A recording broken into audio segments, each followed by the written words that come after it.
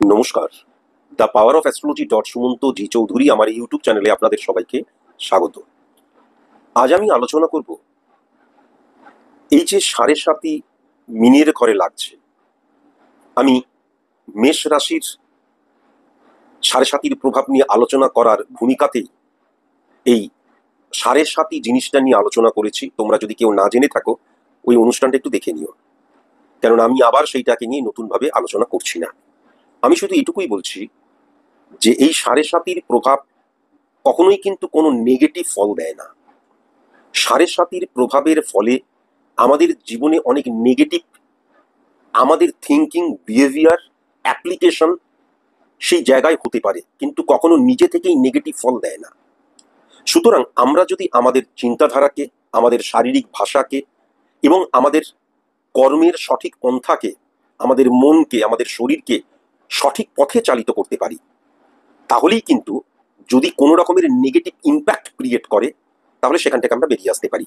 যেহেতু সেটা কিন্তু একদম পার্মানেন্ট, নেগেটিভিটিটা পার্মানেন্ট, এটাকে ঠিক করা যাবে না তা নয়, বা তার জন্য কোনো রেমিডিয়াল প্রসেস অ্যাপ্লিকেশনের প্রয়োজন আছে তাও কিন্তু নয়।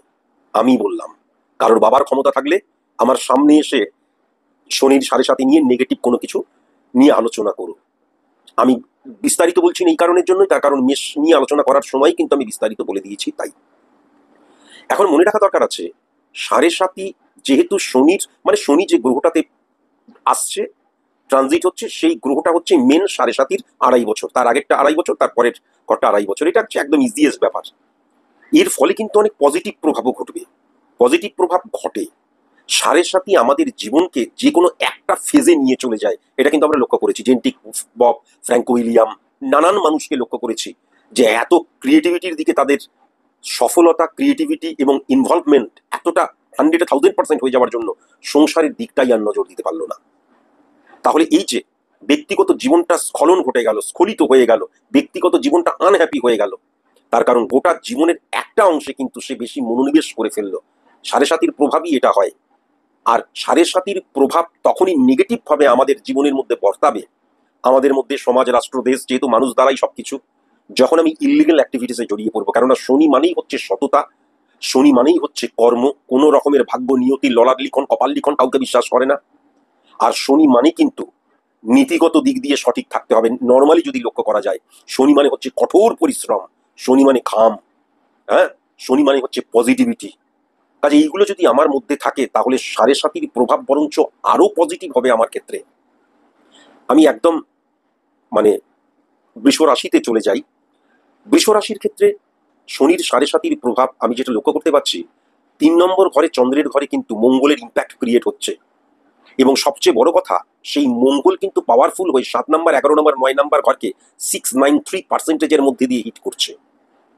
আরো বেশি বড় কথা হচ্ছে ১, ২, ৩, ৪, ৫, ৬, ৭, ১২ নম্বর এবং ৭ নম্বর ঘরের অধিপতি গ্রহ কিন্তু ৩ নম্বর ঘরে বসে রয়েছে। আমি মঙ্গল নিয়ে বসে রয়েছে মানে তার দৃষ্টির বা তার ইমপ্লিমেন্টেশন, কার্যকারিতা কিন্তু কর্কটের ঘরকে হিট করছে। মানে যখন ৭.৫ শুরু হবে মিনের ঘরে, এর ফলে কি হয়ে গেল, আমি বারবার ধরে বলেছি যে মঙ্গল কিন্তু ১ থেকে ১১ প্রত্যেকটা ঘরে পজিটিভ ফল দেয়, যদি সে খুব নেগেটিভ ভাবে বসে না থাকে বা নেগেটিভ গ্রহের সাথে তার সম্পর্ক ক্রিয়েট না হয়।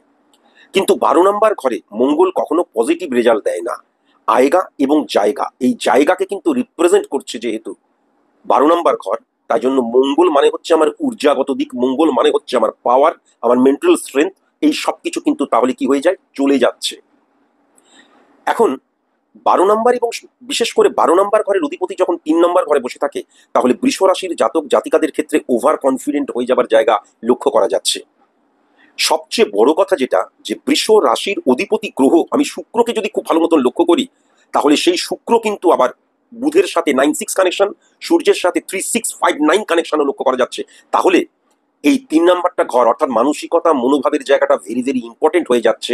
সবকিছু ওভার কনফিডেন্ট, মানসিকতা, মনোভাবের জায়গাটাই ওভার কনফিডেন্ট হয়ে যাচ্ছি। মানে কি হচ্ছে, যে আমি কোনো কাজ করছি, কাজে দেখা যাচ্ছে আমি 25% প্রথম কাজটা করেছি, জিতে গেছি বা একদম পজিটিভ হচ্ছে, তো তার মানে 75% আমি জিতবো, আগে থেকেই প্রেডিক্ট করে ফেলা। বা দেখা যাচ্ছে কারোর সাথে কোনো রকমের আর্গুমেন্টে জড়িয়ে পড়ছি, তখন আমি কিন্তু যখন কারোর সাথে কোনো কথা বলা বা চালাচালি হচ্ছে, তখন স্ল্যাং ল্যাঙ্গুয়েজের ব্যবহারও কিন্তু হয়ে যেতে পারে। আমি কেন বলছি, এই জায়গাগুলোকে কন্ট্রোল করলেই কিন্তু মঙ্গলের নেগেটিভ ইম্প্যাক্ট আর আসবে না। এখন এই নেগেটিভিটিগুলোকে অফ না করে যদি কোনো বাবাজির কাছে চলে যাও, বলবে এই বাবা মারাত্মক নেগেটিভ, একটা যোগ্য করতে হবে 70,1,00,000 টাকা, 70,000, 1,00,000 টাকা, 1,50,000 টাকা। দরকার নেই।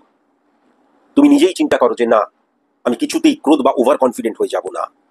মনে রাখা দরকার আছে এই যে মঙ্গল এবং চন্দ্রের যে ইম্প্যাক্ট 6-3 বৃহস্পতিকেও হিট করছে, তাহলে তার ফলে কিন্তু চিটারদের পাল্লায় বা চিটিং কেসের পাল্লায় পড়তে পারো। কিন্তু আজকের দিনে আমি লিখে দিচ্ছি, যাদের মানি ক্রাইসিস ছিল, যাদের অর্থনৈতিক প্রবলেমে ভুগছো 10 বছর, 5 বছর, 3 বছর, 2 বছর, এই বছরটা দেখবে সেই জায়গা থেকে অন্তত তুমি বেরিয়ে চলে আসতে পারছো। যাদের মারাত্মক লোন নিয়ে যাচ্ছে, ঋণ হয়ে যাচ্ছে, দেখবে অন্তত ঘুরে দাঁড়াবার মতন কিন্তু তোমার সিচুয়েশন ক্রিয়েট হয়ে যাবে, এই জায়গাটাও কিন্তু লক্ষ্য করা যাচ্ছে। সবচেয়ে বড় কথা যেটা, চন্দ্র এবং মঙ্গল কিন্তু সমসপ্তমে যেহেতু শনির ঘরকেই হিট করছে, তাই জন্য একটা জিনিস অবশ্যই মাথায় রাখার প্রয়োজন আছে, ফাটকা রিলেটেড অনেক সুযোগ আসবে। সেটা কিন্তু ব্যক্তিগত সুযোগও আসতে পারে, ইলিগাল সুযোগ, অনৈতিক সুযোগ, আবার দেখা যাবে আমার ব্যবসার ক্ষেত্রেও আসতে পারে। আর এই প্রোডাক্টটা বিজনেস করে, এই প্রোডাক্ট দারুণ চাহিদা, হয়তো ইলিগাল কোনো প্রোডাক্ট, বা এই প্রোডাক্টটা বিজনেস করার মতন কাগজপত্র আমার নেই। এইটা কিন্তু অনেক ক্ষেত্রে, যেমন মঙ্গল, আমি যেমন বিশেষ করে মালবাহী বাহন, যারা ট্রাক, ম্যাটাটোর, হ্যান ত্যান এইগুলো চালাও, 407, ভেরি ভেরি কসাস এবং কনসাস। আরে এইটা ওইখান থেকে ফেলে দিলেই ডবল ইনকাম।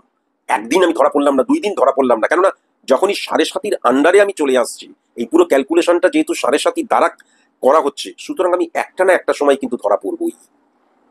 কিন্তু এই ইলিগাল অ্যাক্টিভিটিসের জায়গা প্রচুর বাড়তে পারে। প্রবলেম হচ্ছে কি, মাসে আমি 30,000, 40,000, 50,000 ইনকাম করছি, আমি একটু অসৎ হয়ে গেলেই কিন্তু 1.5 লাখ, 2 লাখ, 3 লাখ টাকা ইনকাম করতে পারবো। আমরা কিন্তু একটু অসৎ হয়ে গেলাম, এবং একটু অসৎ হতে হতে এটা এমন একটা অ্যাডিক্টেড হয়ে যাওয়া। আজকে একটু অসৎ হলাম, তারপরের দিন আরেকটু বেশি খাপলা মারার জন্য আরেকটু অসৎ হলাম, তারপরের দিন আরেকটু অসৎ হলাম, এই জায়গাটা কিন্তু মারাত্মক রকমের লক্ষ্য করা যাচ্ছে। এবং সবচেয়ে বড় কথা যেটা, 7 নাম্বার ঘর সেই মঙ্গলের ঘর, সুতরাং তুমি যদি বিজনেস করো, তাহলে তোমার পার্টনার, তাহলে তুমি যে প্রোডাক্ট নিয়ে বিজনেস করছো, সেই প্রোডাক্ট নিয়ে যারা বিজনেস করছে তারা, ইভেন যারা কাস্টমার, ভেরি ভেরি কসাস এবং কনসাস। তুমি যদি সার্ভিস হোল্ডার হও, তাহলে কিন্তু সেম সেক্সের কলিগস থেকে ভীষণ সাবধানতা অবলম্বন করা প্রয়োজন। অনেক সময় অজান্তেই আমি ইলিগেল কেসে কিন্তু জড়িয়ে যাচ্ছি, এই জায়গাটাও লক্ষ্য করা যাবে। বৃহস্পতি এবং রাহুর অবস্থান, মানি ফ্লোয়ের জায়গাটা মারাত্মক লক্ষ্য করা যাচ্ছে, সোর্স অফ ইনকামের জায়গাটা মারাত্মক লক্ষ্য করা যাচ্ছে, একাধিক সোর্স অফ ইনকামের জায়গাটাও মারাত্মকভাবে কিন্তু আমি লক্ষ্য করতে পারছি। বৃহস্পতি এবং চন্দ্রের 6-3 কানেকশন 11 নম্বর 5 নম্বর ঘরের জায়গা হিট করছে। 7.5-র প্রভাব বৃষ রাশির জাতক জাতিকাদের, মানে যারা একদম লটপট করছে, চলে গেলাম একদম সুতোর উপর দিয়ে হাঁটছে, এভাবেও ফিরে আসা যায়। তারা বলবেই, যদি না বলে অ্যাস্ট্রোলজিটা ছেড়ে দেবো, বলবে শুধুমাত্র আমি আমার অর্থনৈতিক ক্রাইসিস, ইলিগাল কোনো কাজ আমি যেন না করি। আমি বারবার ধরে বলছি, 7.5-র প্রভাব দ্বারা ক্যালকুলেশন মানে কোনো ইলিগাল অ্যাক্টিভিটিস চলবে না। এবং লাক ভাগ্য, আমি সংযোগ একটা ফ্যাক্টর তো কাজ করি, কিন্তু আমি মাথার মধ্যেই রাখবো না। আমি প্রতিদিন ঘুম থেকে উঠে ভাববো আজকে আমার 100% আমি কাজ করব, আমার ডিউটি আমি পালন করব, এবং চোখ খান খোলা রেখে। সবচেয়ে বড় কথা, 3 নাম্বার ঘরে মঙ্গল হলে কি হয়, এত উদ্ধত্ত, কম্প্রোমাইজ করতে চায় না, এটাই প্রবলেম। আর যেহেতু শুক্র এবং সূর্যের অবস্থান বুধের দ্বারা 11 নম্বর ঘরকে হিট করছে, তাহলে মেন্টাল স্যাটিসফ্যাকশনের জায়গাটা ডিস্টার্ব হয়ে যাওয়া। আর আমি যদি 4 নম্বর ঘরটা দেখি, তাহলে রবির ঘরে কিন্তু রাহু 6-3 কানেকশন, শনি 5-9 কানেকশন, 11-2 কানেকশন কিন্তু বৃহস্পতি। তাহলে কি হয়ে যাবে, ছোটখাটো ব্যাপার নিয়ে ওর বউয়ের ব্যাপারেও দখল দেবো, বা বরের ব্যাপারেও দখল দেবো, সন্তানের ব্যাপারেও দখল দেবো, শাশুড়ি মা, শ্বশুর মশাই বা বাবা মা, তার ব্যাপারেও দখল দেবো। আমার যদি কোনো ননদ থাকে, হ্যাঁ, কোনো মানে অ্যাসেটরা যারা মানে আমার পরিবারের মধ্যে যারা আছে, প্রত্যেকের ব্যাপারে দখল দেবো। আমি আমারটাই কনসেন্ট্রেট করি, সেই জায়গাটায় থাকবে না।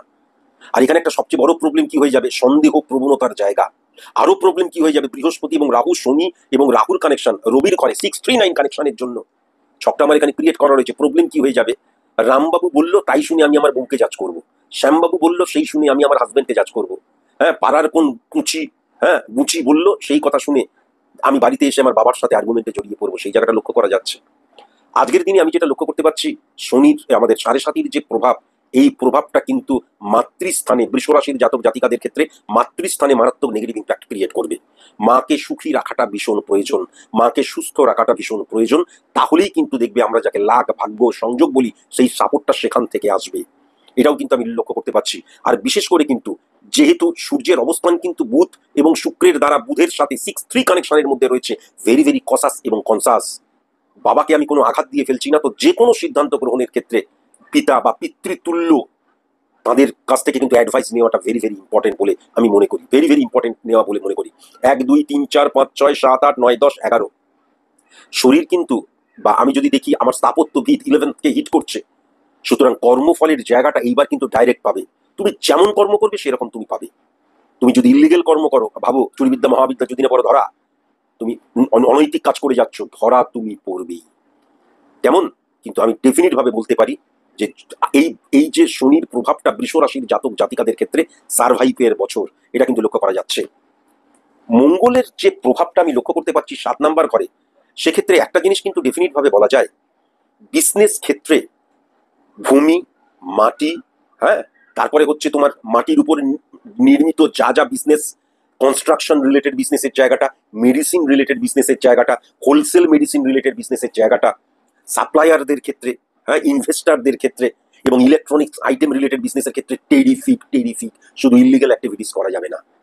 আর মনে রেখো, কখনো কোনোভাবেই কিন্তু আমার কোনো রোগ হয়েছে, আমি রোগটা বুঝতে পারছি না, আমি মেডিসিন শপে গিয়ে এই রোগের একটা মেডিসিন দিয়ে দিন তো খেয়ে নিলাম না, ডাক্তার দেখাতে হবে।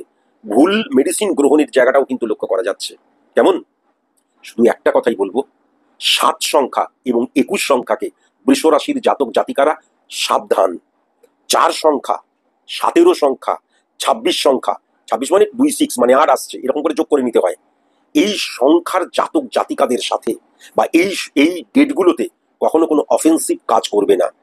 এই দেখা গেল 8 সংখ্যার কোনো জাতক 8 তারিখে জন্মেছে, তাদের সাথে কখনো বেশি নগরাবাজি, সোকল যাকে বলে নগরাবাজি, আর্গুমেন্টে জড়াবে না। দেখা গেল দুর্বল ভেবে জড়ালে পরে এমন তোমাকে পেঁচিয়ে দিল, এই জায়গাটাও কিন্তু মারাত্মক লক্ষ্য করা যাচ্ছে। হ্যাঁ, এটা কিন্তু দেখা যাচ্ছে। আমি আজকের দিনে ডেফিনিট ভাবে বলতে পারি যে যাদের পরিবারের মধ্যে নর্মাল আমার ভাই রয়েছে, ভাইয়ের সাপোর্ট মারাত্মক ভাবে লক্ষ্য করা যাচ্ছে। মারাত্মক, তোমার সুখে দুঃখে বরবাদ হয়ে যাবে, বা তুমি চরম ক্রাইম করছো, প্রতিটা মুহূর্তে তুমি তোমার ভাইকে সাথে পাবে। তুমি যদি দেখা যায় যে ভাইয়ের সাথে, ভাই বিয়ে করে আলাদা সংসার, তোমার আলাদা সংসার, পৈতৃক সম্পত্তি নিয়ে ঝামেলা চলছে, তাহলে একদম ডেফিনিট ভাবে মামলা মকদ্দমা পুলিশি ঝামেলার জায়গা আসবেই আসবে। এবং যদি আসে সেটা কিন্তু তোমার ফেভারে আসবে না, এটাও কিন্তু তুমি অবশ্যই মাথায় রেখো। কেমন? এখান থেকে ভীষণ কসাস এবং কনসাস হতে হবে। আজকের দিনে আমি মানে এই 7.5 29 তারিখ থেকে যে লাগছে, শনি এবং রবির প্রভাব কিন্তু 5 নাম্বার ঘরকে কিন্তু হিট করছে। সুতরাং যারা ঋণ নিয়ে কাজ করছো, আমি যে কোনো একটা কাজ করছি তার জন্য হিউজ ঋণ নিয়েছি, খুব সাবধান। আর যারা তোমরা মনে করো কোনো একটা কাজ করবে, দেখা যাচ্ছে আমি আমার বাড়িটা বিক্রি করছি, আমি আমার জমিটা বিক্রি করছি, তাহলে আমি আমার ফ্ল্যাটটা বিক্রি করছি, ভেরি ভেরি কসাস এবং কনসাস, ভেরি ভেরি কসাস এবং কনসাস। তোমরা এই জায়গাগুলোতে একটুখানি ভালো মতন কনস্ট্যান্ট শুনো, শোনার পর একটু ভালো মতন এই নেগেটিভিটিগুলোকে লিখে নিও, সেগুলোকে রেকটিফাই করে চলো। কোনো অ্যাস্ট্রোলজারের কাছে যাওয়ার দরকার নেই, কোনো রেমেডি নেওয়ার দরকার নেই।